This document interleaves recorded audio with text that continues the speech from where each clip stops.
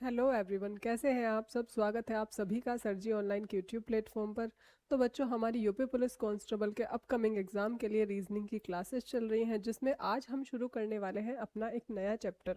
जो अभी previous chapter हमने ख़त्म किया था वो था हमारा कोडिंग एंड डिकोडिंग। इसके हमने प्रीवियस ईयर क्वेश्चंस भी किए थे और जितने भी टाइप के क्वेश्चन इस चैप्टर से बन सकते थे वो सारे ही टाइप्स हमने कवर किए। तो जिन बच्चों ने भी अभी प्रीवियस चैप्टर्स यानी जितने भी चैप्टर्स हम पढ़ चुके हैं वो क्लासेस नहीं देखी हैं तो प्लीज़ आप उन क्लासेस को भी ज़रूर देखिए, क्योंकि जितने भी चैप्टर्स हम कर रहे हैं सारे ही ये मोस्ट इंपॉर्टेंट चैप्टर है। हर चैप्टर से आपके एग्जाम्स में क्वेश्चंस बनते हैं। तो चलिए बात कर लेते हैं आज की अपनी क्लास की। तो आज हम शुरू करने वाले हैं अपना एक नया चैप्टर, जिसमें जितने भी टाइप के क्वेश्चंस बनेंगे उन सभी टाइप्स को आप हम समझेंगे। और ये जो आज का हमारा चैप्टर है काफ़ी इंपॉर्टेंट आपका चैप्टर है और काफ़ी इंटरेस्टिंग भी रहने वाला है। तो चलिए फिर बिना किसी देरी के शुरुआत करते हैं आज की अपनी क्लास की। तो भाई आज का हमारा चैप्टर यानी आज का हमारा टॉपिक रहने वाला है डायरेक्शन एंड डिस्टेंस, यानी दिशा एवं दूरी। तो ये रहने वाला है आज का हमारा टॉपिक यानी हमारा न्यू चैप्टर। ठीक है, तो आपने ऑलरेडी इन दोनों चीज़ों के बारे में सुना होगा कि भाई डायरेक्शन क्या है, डिस्टेंस क्या है। डिस्टेंस यानी दूरी, यानी जितनी भी आप दूरी कहीं जाने में कवर कर रहे हैं, ठीक है, तो वो हमारी बेसिकली क्या होती है, डिस्टेंस। ठीक है, और डिस्टेंस का हमारा एक अगर छोटे से फॉर्मूले की मैं बात करूं तो डिस्टेंस का हमारा सिंपल फॉर्मूला होता है स्पीड मल्टी टाइम। यानी जिस दर से आप किसी चाल पर यानी जिस चाल से आप चल रहे हैं और जितना समय आपको लग रहा है उन दोनों की जब हम गुणा करते हैं तो हमें क्या मिलता है, डिस्टेंस। ठीक है, और डायरेक्शन क्या है, डायरेक्शन यानी दिशा। ठीक है, अब चलिए आगे इन चीज़ों को हम समझते हुए चलते हैं। तो सबसे पहले हम समझते हैं कि दिशाओं के बारे में, कि दिशा कितने प्रकार की होती है, कितनी दिशाएं होती हैं। ठीक है, तो वैसे तो बेसिकली हमें जो पढ़ना है 8 दिशाओं के बारे में पढ़ना है हमें। तो सबसे पहले हम जान लेते हैं 4 मुख्य दिशाएं, यानी जिन्हें 4 मेन डायरेक्शन कहा जाता है। तो भाई एक चीज आप समझिए, सबसे पहले मुझे आप एक चीज बताइए कि जब आपसे कोई पूछता है कि भाई सूरज किस दिशा में निकलता है, या फिर मैं आपसे बेसिकली पूछूं कि भाई पूरब कहाँ पर है या पूर्व दिशा कहाँ पर है, तो आप क्या कहेंगे। आप कहते हैं कि भाई जिस दिशा से सूर्य निकलता है या सूर्य उदय जिस दिशा से होता है उस दिशा को क्या कहा जाता है, उस दिशा को कहा जाता है पूर्व दिशा। और भाई जिस दिशा में छिपता है उस दिशा को क्या कहा जाता है, पश्चिम दिशा कहा जाता है। ये तो हो गई कहने वाली बातें, यानी जब हम किसी को बोल के वर्बली बता रहे हैं। अब बात कर लेते हैं अपनी पढ़ाई वाली बातें, यानी हम जब कॉपी पर दिशाओं को ड्रॉ करते हैं, यानी जब हम कॉपी पर डायरेक्शंस को ड्रॉ करते हैं तो किस तरीके से हम बताते हैं कि कौन सी दिशा कहाँ पर है। तो ये आपकी मान लीजिए 4 दिशाएं हैं। ठीक है, अगर आप उत्तर की तरफ अपना फेस करके मुंह करके खड़े हुए हैं, ठीक है, जैसे मान लीजिए मैं अब इधर की तरफ खड़ी हूं और मैं आपको दिशाओं के बारे में बताऊं तो मेरे सामने कौन सी दिशा होगी, नॉर्थ होगी। ठीक है, अब नॉर्थ के राइट साइड में कौन सी दिशा होगी, ईस्ट होगी। ठीक है, और ईस्ट के लेफ्ट साइड में कौन सी दिशा होगी, वेस्ट होगी। और नीचे क्या होता है, साउथ होता है। ठीक है, अगर आप भाई इंडिया का मैप अगर आपने देखा होगा तो भाई नॉर्थ में क्या कहते हैं हम, कि नॉर्थ में क्या है, हिमालय है। ठीक है, और साउथ में क्या कहते हैं, साउथ में हमारा क्या है, पेनिसुलर रीजन है हमारा। ठीक है, अरेबियन सी वगैरह है, अरेबियन सी नहीं, इंडियन ओशियन है। ठीक है, और अगर ईस्ट में बात करते हैं तो क्या आता है हमारा, बे ऑफ बंगाल आता है। और अगर वेस्ट में बात करते हैं तो हमारा क्या आता है, अरेबियन सी आता है। ठीक है, तो ये चारों चीजें आपकी आती हैं। तो इसी तरीके से अब ये किस तरीके से, ये थोड़ी ना बताया गया है कि पूर्व दिशा में सूर्य निकलता है, इस तरीके से हमें नहीं समझना। हमें समझना है कैसे कॉपी पे दिशाओं को दर्शाया जाता है। तो मुख्यतः आपकी 4 दिशाएं होती हैं, यानी हमारी 4 मेन डायरेक्शंस होती हैं। ठीक है, और क्या क्या इनके नाम है, तो इनके नाम है नॉर्थ, ठीक है, साउथ, ईस्ट और वेस्ट। यानी जिन्हें हिंदी में क्या कहा जाता है, नॉर्थ को कहा जाता है आपका कौन सा, उत्तर दिशा। ठीक है, नॉर्थ को कहते हैं हम उत्तर दिशा, ईस्ट को कहते हैं पूर्व दिशा, वेस्ट को कहा जाता है हमारा पश्चिम दिशा, और साउथ को क्या कहते हैं हम, साउथ को कहा जाता है हमारा दक्षिण दिशा। ठीक है, दक्षिण दिशा। तो ये है हमारी सबसे पहले 4 मेन डायरेक्शन और इनको कहा जाता है मुख्य दिशा। मुख्य दिशाएं, यानी इनको क्या कहा जाता है, मुख्य दिशाएं, मेन डायरेक्शन। तो कितनी मेन डायरेक्शन हुई हमारी, हमारी हुई 4 मेन डायरेक्शंस, ठीक है। अब चलिए अब बात कर लेते हैं इससे आगे, ये चीज आपको समझ में आ गई। एक चीज और समझ लेते हैं कि जो ये मुख्य दिशाएं होती हैं, अगर आप इनको इनको अगर आप क्लॉकवाइज पढ़ रहे हैं, क्लॉकवाइज का मतलब जिस तरीके से हमारी घड़ी घूमती है उस दिशा में, अगर उस तरीके से आप देखें तो इन दो दिशाओं के बीच में कितने डिग्री का एंगल होता है, इनके बीच में हमेशा 90 डिग्री का एंगल होता है। हर दो दिशाओं के बीच में नहीं, सिर्फ क्लॉकवाइज। अगर आप नॉर्थ और ईस्ट के बीच में देखें, अगर आप ईस्ट और साउथ के बीच में देखें, अगर आप साउथ और वेस्ट के बीच में देखें तो 90 डिग्री का एंगल होगा, और अगर आप वेस्ट और नॉर्थ के बीच में देखें तो कितने डिग्री का एंगल होता है, 90 डिग्री का कोण जो है इनके बीच में होता है, ठीक है। चलिए अब बात कर लेते हैं इससे आगे। अब इसको याद करने की एक ट्रिक भी है। अगर आप, वैसे तो हमें बेसिकली पता ही होता है कि भाई नॉर्थ ईस्ट साउथ और वेस्ट होता है, बट फिर भी अगर ये एक ट्रिक है, ठीक है। नेवर ईट सोगी वेफल्स, यानी नो सबसे पहले आता है, अगर आप इन्हें क्लॉकवाइज पढ़ रहे हैं, ठीक है, तो सबसे पहले नॉर्थ, फिर आता है ईस्ट, फिर आता है साउथ, और लास्ट में क्या आता है हमारा, आता है वेस्ट आता है, ठीक है। अगर आप नॉर्थ से शुरू कर रहे हैं, ठीक है, तो अगर आप नॉर्थ की तरफ फेस करके खड़े हैं, जैसे कि मैंने आपको ऑलरेडी बता दिया है कि अगर हम नॉर्थ की तरफ यानी कि इधर की तरफ अगर फेस करके आप खड़े हुए हैं, तो आपके दाएं, यानी कि जो मैंने आपको ऑलरेडी बताया कि आपके राइट में क्या आता है, ईस्ट आता है, आपके लेफ्ट में क्या आएगा, आपके लेफ्ट में आएगा, यानी बाएं हाथ पर क्या पड़ता है, आपके वेस्ट पड़ेगा, ठीक है, और आपके पीछे क्या पड़ेगा, साउथ, ठीक है। ये चीज मैंने आपको ऑलरेडी बता दी है। अब बात कर लेते हैं आगे। अब चार तो हो गई हमारी मेन डायरेक्शन, यानी चार हो गई हमारी मुख्य दिशाएं। अब चार मुख्य दिशाओं के अलावा भी चार हमारे पास और दिशाएं होती हैं, क्योंकि मैंने आपको शुरू में बताया कि हमें कितनी डायरेक्शंस के बारे में पढ़ना है, 8 डायरेक्शन। तो चार तो मैंने आपको बता दी कौन सी होती है, अब बचती हैं चार दिशाएं। तो वो चार दिशाएं क्या है, तो चार दिशाओं को पहले समझ लेते हैं। तो ये जो बीच में है आपकी, ये है आपकी सब डायरेक्शन, या फिर हिंदी में कहें तो इनको उप दिशाएं कहा जाता है, ठीक है। अब उप दिशाएं कैसे होती हैं, पहले इनको जरा समझ लेते हैं। जैसे ये थी हमारी main direction, east west north और साउथ, ये थी हमारी 4 मेन डायरेक्शंस। अब इन 4 मेन डायरेक्शंस के बीच में ही होती है क्या, 4 सब डायरेक्शंस। क्लियर है। अब देखो ये किसके बीच में आ रही है, नॉर्थ और ईस्ट के बीच में, तो इसको क्या कहा जाएगा, नॉर्थ ईस्ट डायरेक्शन, यानी उत्तर पूर्व दिशा, ठीक है। अब ये आ रही है ईस्ट और साउथ के बीच में, तो इसको कहा जाएगा साउथ ईस्ट डायरेक्शन, यानी दक्षिण पूर्व दिशा, ठीक है। अब ये आ रही है वेस्ट और साउथ के बीच में, तो इसको कहा जाएगा साउथ वेस्ट डायरेक्शन, यानी कि दक्षिण पश्चिम दिशा। और ये आ गई आपकी नॉर्थ और वेस्ट के बीच में, तो इसको कहा जाता है नॉर्थ वेस्ट डायरेक्शन, यानी कि उत्तर पश्चिम दिशा, ठीक है। तो यानी अब ये कितनी डायरेक्शन हो गई भाई, एक हो गई ये, दो हो गई ये, 3 4 5 6 7 और ये हो गई 8। तो कितनी टोटल दिशाएं हो गई, टोटल दिशाएं हो गई आपकी 8, ठीक है। तो यानी हमारी टोटल कितनी डायरेक्शन होती है, 8 डायरेक्शन होती है। और किस तरीके से, north east south west, north east south और वेस्ट, ये होती हैं आपकी 4 मेन डायरेक्शन, ठीक है। और जो इन डायरेक्शंस के बीच में डायरेक्शन आती हैं उनको क्या कहा जाता है, या तो सब डायरेक्शन, या फिर हम उनको कहेंगे क्या, उपदिशाएं, ठीक है। तो अब ये किस तरीके से होती हैं भाई, अब मैंने आपको बता दिया नॉर्थ ईस्ट कहाँ पर आता है, जब नॉर्थ और ईस्ट के बीच में आए तो उसको क्या कहेंगे, नॉर्थ ईस्ट कहा जाता है। अगर नॉर्थ और वेस्ट के बीच में आता है तो क्या कहा जाता है, नॉर्थ वेस्ट कहा जाता है, ठीक है, यानी उत्तर पश्चिम कहा जाता है। साउथ और ईस्ट के बीच में आए तो दक्षिण पश्चिम कहा जाता है। और अगर साउथ और वेस्ट के बीच में आए तो क्या कहा जाता है, साउथ और वेस्ट के बीच में कहा जाता है इसको, साउथ और ईस्ट के बीच में कहा जाता है दक्षिण पूर्व। और साउथ और वेस्ट के बीच में अगर आए तो इसको क्या कहा जाता है, दक्षिण पश्चिम कहा जाता है, ठीक है।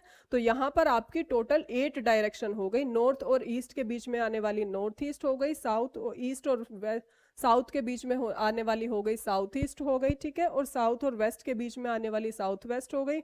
और ठीक है। और यहाँ पर आपकी साउथ वेस्ट हो गई और आपकी नॉर्थ और वेस्ट के बीच में आने वाली हो गई नॉर्थ वेस्ट। क्लियर है, समझ में आ गई। तो टोटल हमारी 8 डायरेक्शन है, जिनमें से 4 मेन डायरेक्शन होती हैं और 4 होती हैं हमारी कौन सी, 4 होती हैं हमारी सब डायरेक्शन। अब बात कर लेते हैं आगे। अब ये मैंने आपको ऑलरेडी समझा दिया कि भाई दो दिशाओं के बीच में अगर आप क्लॉकवाइज चल रहे हैं तो इन दो दिशाओं के बीच में साथ साथ आने वाली जो दो दिशाएं हैं उनके बीच में होता है 90 डिग्री का एंगल। अगर आपने ये नॉर्थ ईस्ट जो है बिल्कुल मिडल से बनाया है इन दोनों के, तो इनके बीच में कितने डिग्री का एंगल बनेगा, 45। बट अगर आपको क्वेश्चन में कहा जाए कि भाई नॉर्थ और ईस्ट के बीच में है, तो चाहे वो बीच में हो या वो कहीं भी हो, इस पूरे हिस्से में कहीं भी हो, तो उसको नॉर्थ ईस्ट ही पढ़ा जाएगा, चाहे वो कितने भी डिग्री के एंगल पे हो। इस पूरे हिस्से के बीच में अगर वो कहीं भी आ जाती है तो उसको हम नॉर्थ ईस्ट ही कहेंगे। अगर वो इस पूरे हिस्से के बीच में कहीं पर भी आपसे बोले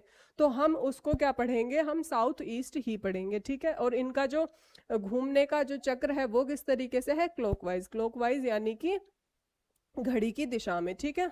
और अगर एंटी क्लॉकवाइज है तो फिर ये इधर से इन दोनों के बीच में भी सेम इसी तरीके से आपके एंगल होंगे। तो बेसिकली हमें जानना है कि नॉर्थ और ईस्ट अगर आप क्लॉकवाइज इनको पढ़ रहे हैं या एंटी क्लॉकवाइज भी पढ़ रहे हैं, बट आपने डायरेक्शंस जो हैं वो बिल्कुल जहां पर जो डायरेक्शन है वहीं लिखी हुई है, तो दो डायरेक्शन के बीच में हमारा 90 डिग्री का एंगल बनता है। ठीक है। क्लियर है इतनी चीजें। अब देख लेते हैं आगे। अब आ जाती हैं चीजें क्लॉकवाइज और एंटी क्लॉकवाइज। तो सबसे पहले तो जान लेते हैं भाई क्लॉकवाइज क्या होता है और एंटी क्लॉकवाइज क्या होता है। तो देखिए इसके लिए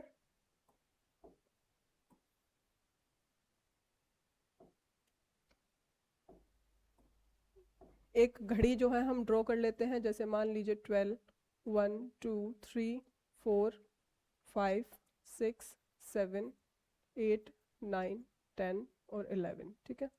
तो ये हो गई हमारी एक क्लॉक। ठीक है।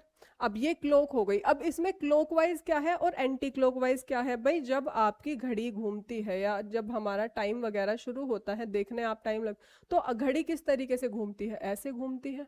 ठीक है। तो ये घूम रही है इस तरीके से, तो इस वाले घूर्णन दिशा को, यानी जब घड़ी की दिशा में कोई चीज घूम रही है तो उसको कहा जाता है क्लॉकवाइज। ठीक है। यानी कि क्लॉकवाइज कहा जाता है। और क्लॉकवाइज को हम हिंदी में दक्षिणावर्त भी कह सकते हैं।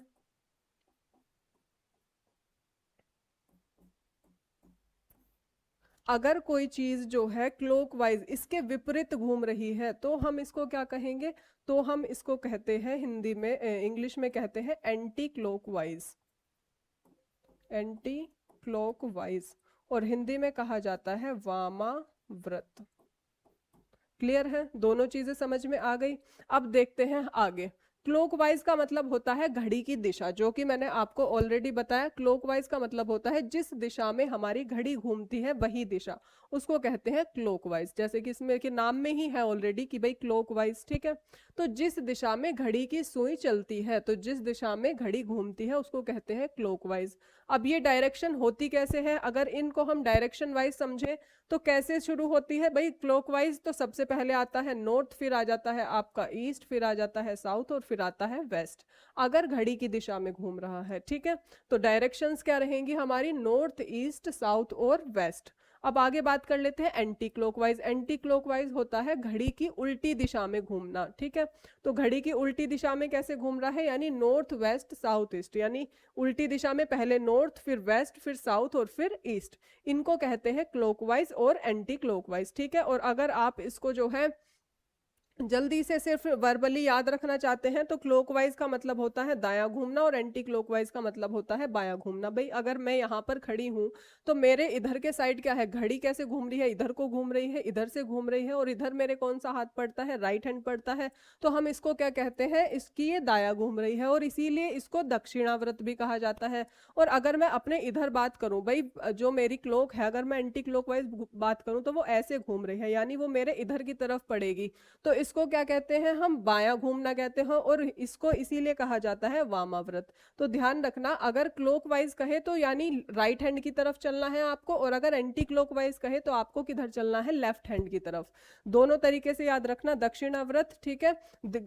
इनकी दिशाओं की तरीके से भी याद रखना कि नॉर्थ ईस्ट साउथ और वेस्ट, और वैसे याद रखने के लिए कि अगर घड़ी की दिशा में चलने के लिए बोले तो यानी हमें अपने राइट हैंड की तरफ चलना है, और अगर जो है वो एंटी क्लॉकवाइज की बात करें तो हमें लेफ्ट हैंड पर चलना है। क्लियर है?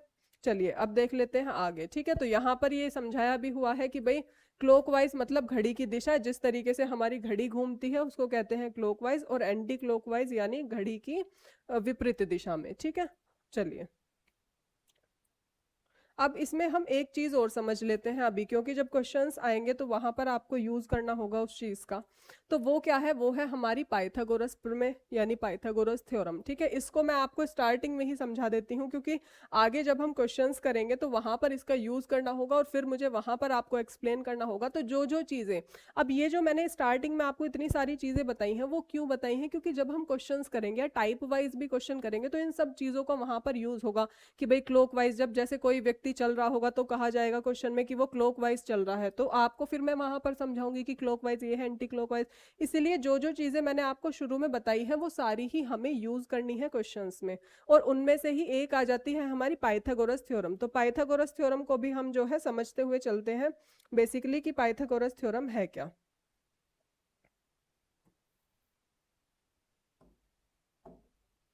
देखो, तो अब पाइथागोरस थ्योरम को पहले समझ लेते हैं हम। तो यहाँ पर एक ये बनाया है राइट ट्रायंगल है। ठीक है, पाइथागोरस थ्योरम का ये जो यूज होता है वो राइट ट्रायंगल में होता है। सबसे पहले तो इस बात को आप समझ लीजिए कि जो पाइथागोरस थ्योरम है वो जो आपकी यूज होगी वो होगी आपकी राइट ट्रायंगल में यूज। ठीक है, अब राइट ट्रायंगल क्या होता है ये भी पहले जान लेते हैं। राइट ट्रायंगल का मतलब होता है ऐसा त्रिभुज जहां पर एक कोण 90 डिग्री का हो, उसको कहा जाता है राइट ट्रायंगल। ठीक है, यानी समकोण हिंदी में कहा जाता है। तो पाइथागोरस थ्योरम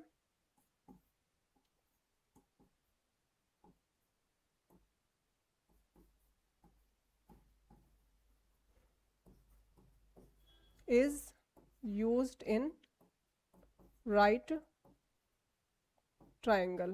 ठीक है,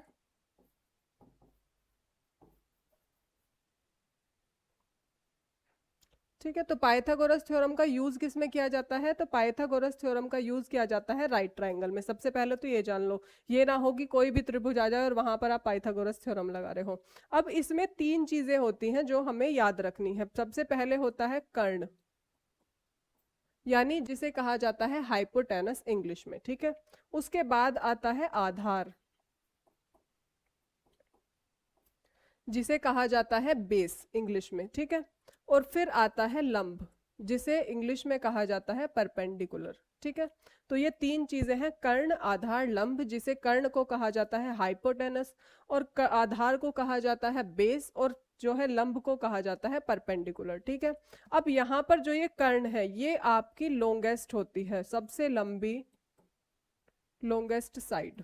ठीक है, यानी कि जो कर्ण है यानी हाइपोटेनस जो होता है उसकी लंबाई इन तीनों से हमेशा ज्यादा होती है। अगर आपको मैं वो लिख दूं, मैं यहाँ पर तीन नंबर्स, कोई भी एक्स वाई जेड, मैंने यहाँ पर तीन नंबर अगर लिख दिए हैं, जैसे 3 4 5 लिख दिया मैंने, ट्रिपलेट कहते हैं जैसे इनको। ठीक है, अगर ये मैंने लिखा है और मैं आपसे सिर्फ ये पूछूं कि इन तीनों में से हमारा हाइपोटेनस यानी हमारा कर्ण क्या होगा, तो जो इन तीनों, अगर ये राइट ट्रायंगल को फॉलो कर रहे हैं तब, तो इनमें जो सबसे ज्यादा होगी यानी जिसकी लंबाई सबसे ज्यादा होगी उसको ही कहा जाता है क्या? हाइपोटेनस, जिसकी लंबाई सबसे ज्यादा है। ठीक है, अब ये निकाली किस तरीके से जाती है वो भी हमें पता होना चाहिए। तो देखो, हमारे पास एक फॉर्मूला होता है और वो फॉर्मूला होता है हाइपोटेनस का स्क्वायर इक्वल परपेंडिकुलर का स्क्वायर प्लस बेस का स्क्वायर। ठीक है, ये हमारे पास एक फॉर्मूला है। ठीक है, किस चीज का फॉर्मूला है? ये फॉर्मूला है हमारा,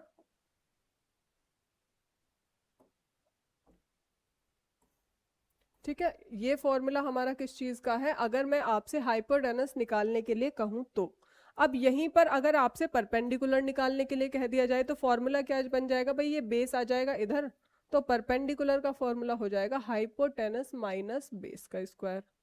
ठीक है,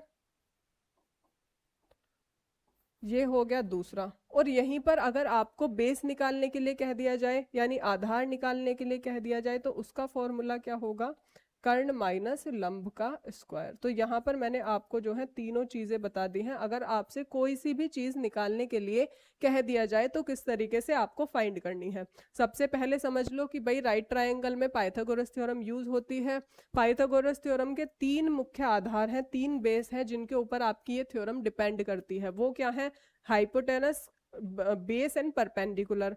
फॉर्मूला क्या है? सबसे लॉन्गेस्ट साइड होती है हाइपोटेनस, और वो कैसे निकाली जाती है? परपेंडिकुलर प्लस बेस का स्क्वायर करके। ठीक है, अब इसको हम एक एग्जांपल से समझ भी लेते हैं। ये तो हो गया कि चलो ये तो बता दिया कि फॉर्मूला भी है, अब इसमें यूज किस तरीके से करना है वो भी हम सीख लेते हैं। जैसे मान लीजिए ये वाली साइड है 3 और ये वाली साइड है 4। मैं पूछूं आपसे ये साइड क्या होगी, तो मैंने आपको कहा, अब ये क्या है हमारा? ये है हमारा हाइपोटेनस। तो मैंने आपको बताया कि भाई हाइपोटेनस इक्वल होता है परपेंडिकुलर प्लस बेस का स्क्वायर। इसमें कोई फर्क नहीं पड़ता, आप चाहे बेस पहले लिख लो या परपेंडिकुलर पहले। यहाँ पर पड़ेगा, यहाँ पर जहाँ पर बेस है वहीं रहेगा, यहाँ पर क्योंकि बीच में माइनस का साइन है।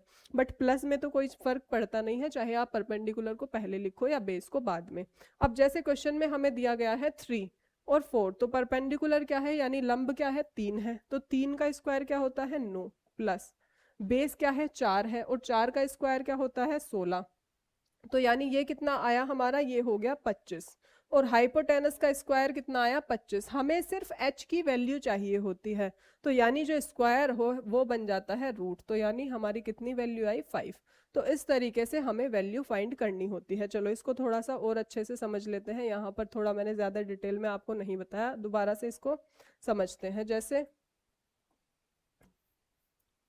मान लीजिए जैसे ये एक ट्रायंगल है, ठीक है। अब यहाँ पर जो ये वाली साइड है, ये वाली साइड है हमारी 3, ये वाली है 4, और ये हमें बतानी है। अब मुझे ये तो पता है कि भाई ये जो साइड है ये कौन सी है? ये है हमारी, ये है हमारी क्या? ये है हाइपोटेनस। अब मैंने आपको फॉर्मूला बताया कि h का स्क्वायर इक्वल होता है बेस का स्क्वायर प्लस परपेंडिकुलर के स्क्वायर के। ठीक है, अब यहाँ पर हमें दो चीजें गिवन है। क्या गिवन है? बेस भी गिवन है और हमें परपेंडिकुलर भी गिवन है, लंब भी गिवन है। तो मैंने वैल्यू लिख ली कि भाई बेस कितना दिया गया है? 4, तो लिख लिया 4 का स्क्वायर, प्लस परपेंडिकुलर क्या दिया गया है? परपेंडिकुलर दिया गया है हमें 3, तो यहाँ पर लिख लिया मैंने 3 का भी स्क्वायर। ठीक है, यहाँ पर हमारा h का स्क्वायर ही है। अब आगे सॉल्व करते हैं, तो 4 का स्क्वायर क्या होता है? 16 होता है। ठीक है, और 3 का स्क्वायर होता है 9। तो हाइपोटेनस का स्क्वायर की वैल्यू हमारी कितनी आ गई? 16 और 9 25। अब यहाँ पर हमें सिर्फ h स्क्वायर की वैल्यू नहीं चाहिए होती, मैंने कहा था कि हमें फाइंड करना है हाइपोटेनस, और ये है हमारा h का स्क्वायर यानी कर्ण का स्क्वायर। तो कर्ण का स्क्वायर हमें नहीं चाहिए, हमें चाहिए केवल कर्ण। तो कर्ण क्या होगा? जो स्क्वायर होता है, जैसे प्लस का नंबर इक्वल के दूसरी साइड में जाके माइनस का बन जाता है, उसी तरीके से जो कर्ण जो स्क्वायर होता है वो दूसरी तरफ जाके रूट में कन्वर्ट हो जाता है। तो यहाँ पर हो जाएगा रूट 25। तो 25 का किसका रूट है? 25। ठीक है, तो 5। ठीक है, तो इसकी वैल्यू क्या आएगी? 25 की 5। तो यानी h की वैल्यू हमारी क्या आई? h की वैल्यू हो गई हमारी 5। इसी तरीके से चाहे आपसे इन दोनों तीनों में से कोई सी भी वैल्यू निकलवा ले, तो आपको सेम इसी तरीके से करना है। बस यहाँ पर जो है माइनस का साइन आ जाता है अगर आपको आधार या फिर लंब फाइंड करना है। क्लियर है? तो इस चीज को मैंने आपको शुरुआत में ही क्लियर कर दिया है ताकि आपको आगे प्रॉब्लम ना हो। ठीक है, चलिए अब बात कर लेते हैं क्वेश्चन की। पहला टाइप बनता है। अब यहाँ से हम अपने क्वेश्चंस को पहले टाइप वाइज समझेंगे, यानी इस चैप्टर में जितने भी टाइप के क्वेश्चंस बन सकते हैं उन सभी टाइप्स को हम पहले समझेंगे, और उसके बाद हम अपने प्रीवियस ईयर क्वेश्चंस करेंगे। ठीक है, चलिए अब देखते हैं। पहला क्वेश्चन है, एक व्यक्ति 10 मीटर पूर्व और फिर 5 मीटर उत्तर चलता है, तो वह किस दिशा में है प्रारंभ से? ये हमें बताना है। तो देखो भाई, सबसे पहले क्या, जैसे जैसे ये बोलता जा रहा है आपको भी सेम उसी दिशा में अपने सवाल को करते हुए चलना है। अब सबसे पहले इसने क्या, एक व्यक्ति 10 मीटर पूर्व दिशा में चलता है। तो जब मैंने आपको दिशाएं समझाई थी तो आपसे कहा था ये है ईस्ट, ठीक है, ये है वेस्ट, ये है नॉर्थ और नीचे है साउथ। ये मैंने आपको बता दिया। अब आगे इसने क्या कहा कि 10 मीटर पूर्व में चल रहा है, तो अगर मान लीजिए एक व्यक्ति ए है, वो यहाँ पर खड़ा हुआ है और वो पूर्व दिशा में चल रहा है, तो मैंने आपको क्या बताया था, अगर आप नॉर्थ की तरफ फेस करके खड़े हैं तो पूर्व दिशा क्या होगी, आपके राइट हैंड में होगी, ठीक है। तो यानी कि जो ये ए है ये यहाँ से इस दिशा में चलता है, ठीक है, समझ में आ गया। और कितना चल रहा है, 10 मीटर चल रहा है, यहाँ से ये चला 10 मीटर। अब आगे क्या कहा उसने, फिर वो 5 मीटर उत्तर चलता है, उत्तर दिशा में चला। अब यहाँ पर वो खड़ा है, ठीक है, यहाँ पर जहां पर भी आप जैसे खड़े होंगे तो आपके सामने क्या होगा, नॉर्थ होगा, ठीक है। तो उत्तर में चल रहा है, तो उत्तर का मतलब है अब यहाँ से ये किस दिशा में चल रहा है, उत्तर। उत्तर कहाँ पर है, ऊपर है, ठीक है। तो अब ये कहाँ से कहाँ पहुंचा, अब आ गया यहाँ पर, इसने कितना चला, 5 मीटर, तो यहाँ पर लिख दिया 5 मीटर। अब वो कह रहा है वह किस दिशा में है प्रारंभ से। प्रारंभ का मतलब क्या है, जहां से शुरू किया था, अब वहां से वो किस दिशा में है। तो हमें बताना है ये वाली दिशा कौन सी होती है। तो अब आप मुझे बताइए कि ये दिशा कौन सी है, यानी कि ये आपका कहाँ पर पहुंचा है, ये पहुंचा है हमारा यहाँ पर, ठीक है, नॉर्थ और ईस्ट के बीच में। तो नॉर्थ और ईस्ट के बीच में कौन सी दिशा होगी, नॉर्थ और ईस्ट के बीच में होती है हमारी उत्तर पूर्व दिशा। यानी कि ये व्यक्ति कहाँ पर पहुंचा है अपनी प्रारंभिक दिशा से, उत्तर पूर्व दिशा में। क्लियर है, समझ में आ गया। तो इस तरीके से आपको दिशा बतानी है। अब हो सकता है यहाँ पर वो दिशा ना पूछ के दूरी पूछ ले, तो दूरी अगर पूछता तो मैंने आपको शुरुआत में बताया था कि जो ये दो डायरेक्शन होती हैं इनके बीच में 90 डिग्री का एंगल होता है। तो जब 90 डिग्री का एंगल है और मैं इस लाइन को मिला दूं तो क्या बन जाएगा, ये ट्रायंगल बन जाएगा। तो यहाँ पर आपको अपना वैल्यू बतानी होती है, बट फिलहाल हमें क्या बताना है, हमें सिर्फ दिशा बतानी है। तो दिशा हमारी कौन सी होगी, दिशा होगी हमारी, भाई यहाँ पर था ईस्ट और यहाँ पर है नॉर्थ, तो कौन सी दिशा में है, वो उत्तर पूर्व दिशा में, ठीक है। चलिए अब बात कर लेते हैं नेक्स्ट क्वेश्चन की। तो अगला क्वेश्चन है, राम 6 मीटर पश्चिम और 4 मीटर दक्षिण चलता है, वह किस दिशा में है प्रारंभ से। तो अब इसी को, इसको भी सेम, यहाँ पर है राम, राम है राम। अब ये किस दिशा में चल रहा है, ये चल रहा है पश्चिम दिशा में। पश्चिम दिशा का मतलब है कि ये चला इधर की साइड, ठीक है। लेफ्ट हैंड में आपके जो है वेस्ट डायरेक्शन होती है। अब वो कह रहा है कि फिर वो 6 मीटर चलता है, 6 मीटर वो चला। अब आगे कहा कि 4 मीटर दक्षिण में चला है, तो दक्षिण कहाँ पर होता है, नीचे। तो यानी यहाँ पर ये लास्ट में पहुंच गया, यानी राम यहाँ से पहुंच चला था और पहुंच क्या गया राम यहाँ पर। अब वो बता रहा है प्रारंभ से किस दिशा में है, तो शुरुआत कहाँ से की थी, शुरुआत यहाँ से की थी और पहुंच कहाँ पर गया, यहाँ पर। तो ये वाली डायरेक्शन कौन सी होती है, जब हमने डायरेक्शंस सीखी थी तो ये वाली डायरेक्शन कौन सी थी, तो ये वाली डायरेक्शन थी आपकी साउथ वेस्ट। तो यानी कि दक्षिण पश्चिम दिशा में ये हमारा पहुंच गया है। तो समझ में आ गया किस तरीके से आपको बतानी है, किस तरीके से डायरेक्शन भी पूछी जा सकती है। तो पहला, अब देखो यहाँ पर, इसीलिए मैंने आपको सारी चीजें पहले ही बताई थी कि 4 मेन डायरेक्शन है, 4 सब डायरेक्शंस होती हैं, किस तरीके से कौन सी दिशा कहाँ पर होती है, ठीक है। तो ये हो गया आपका एक टाइप। तो आप देख लेते हैं हम अपना नेक्स्ट क्वेश्चन। नेक्स्ट है हमारा नेक्स्ट टाइप, न्यूनतम दूरी बतानी है। तो क्वेश्चन क्या है, एक व्यक्ति 6 मीटर पूर्व और 8 मीटर उत्तर चलता है, यानी कि 6 मीटर तो पूर्व दिशा में चल रहा है। चलिए सबसे पहले एक व्यक्ति को देख लेते हैं। ये ए है कोई व्यक्ति, ये कैसे चल रहा है, 6 मीटर चलता है पूर्व दिशा में। फिर उसके बाद क्या चल रहा है, 8 मीटर उत्तर दिशा में चल रहा है। तो उत्तर कहाँ पर है, ऊपर, यहाँ पर चला ये 8 मीटर। अब पूछ रहा है प्रारंभ से न्यूनतम दूरी, यानी जहां से शुरू किया था यहाँ से यहाँ तक की दूरी। अब मुझे आप एक बात बताइए, मैंने आपको कहा था कि इनके बीच में 90 डिग्री का एंगल होता है, ठीक है भाई। ईस्ट के बाद जो है साउथ के बाद, सॉरी नॉर्थ के बाद क्या आती है, ईस्ट आती है। दोनों सेम है, ठीक है। नॉर्थ ईस्ट साउथ और वेस्ट था, क्लॉकवाइज घूम रहे हैं। मैंने आपको बताया इनके बीच में 90 डिग्री का एंगल होता है। तो ये क्या बन गया, ट्रायंगल बन गया। और जिस ट्रायंगल में एक कोण 90 डिग्री का होता है उस ट्रायंगल को क्या कहा जाता है, राइट ट्रायंगल। उस ट्रायंगल को राइट ट्रायंगल कहा जाता है, जिसे कि हिंदी में कहा जाता है समकोण, समकोण त्रिभुज। क्लियर है, इसको कहा जाता है आपका राइट ट्रायंगल। अब ये क्योंकि ये राइट ट्रायंगल है और ये क्या होगी, तो इसकी ये हो जाएगी इसकी हाइपोटेनस, यानी कि ये हो जाएगा इसका कर्ण। और मैंने आपको ऑलरेडी समझाया हुआ है, इस तरीके के जो क्वेश्चन हो उसमें लगेगा पाइथागोरस थ्योरम। अब हमें बताना है हाइपोटेनस। तो फॉर्मूला क्या था कि भाई h का स्क्वायर इक्वल होता है b का स्क्वायर प्लस p के स्क्वायर के। तो यहाँ पर बेस कितना दिया गया है, 6 दिया गया है, तो 6 का स्क्वायर प्लस परपेंडिकुलर 8 दिया गया है, तो 8 का स्क्वायर। 6 का स्क्वायर हो गया 36 और 8 का स्क्वायर हुआ 64, तो दोनों का सम आ गया हमारा 100। यानी हाइपोटेनस यानी कर्ण का स्क्वायर कितना है, 100। हमें बताना है केवल कर्ण, क्योंकि हमें केवल यहाँ से यहाँ तक की दूरी बतानी है। तो जब h के स्क्वायर की वैल्यू, h स्क्वायर की वैल्यू 100 है, तो h की वैल्यू क्या होगी ये भी आपको समझाया गया है कि अगर इधर स्क्वायर लगा हो तो इक्वल के दूसरी साइड जाके वो बन जाता है रूट। तो यानी इसकी वैल्यू कितनी होगी 10। तो हाइपोटेनस हमारी कितनी निकल गई, ये निकल गई हमारी 10।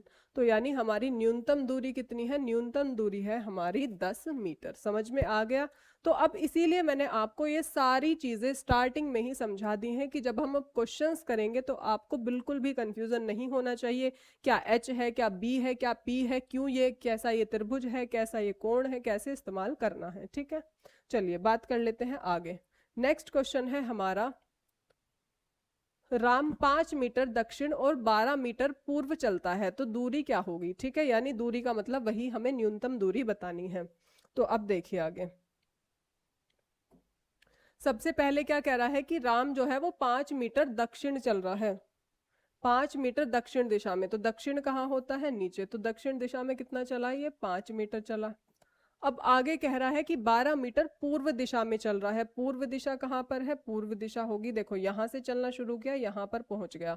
अब यहां से अगर मैं पूर्व दिशा की बात करूं तो भाई पूर्व दिशा कहाँ पे हो गई, पूर्व दिशा हो गई आपकी यहाँ पे। ठीक है, यानी ये कितना हो गया हमारा 12 मीटर। अब कह रहा है वो कि न्यूनतम दूरी, यानी जहां से इसने चलना शुरू किया था यहां से यहां तक की दूरी इसकी कितनी होगी। ठीक है, तो देखिए अब यहाँ पर ये है 5, ये है 12, तो हमें निकालना है हाइपोटेनस। तो h का स्क्वायर कितना होगा, अब डायरेक्टली इनका हम स्क्वायर कर सकते हैं, 5 का स्क्वायर प्लस 12 का स्क्वायर। तो यानी ये हो जाएगा 25 और ये हो जाएगा हमारा 144।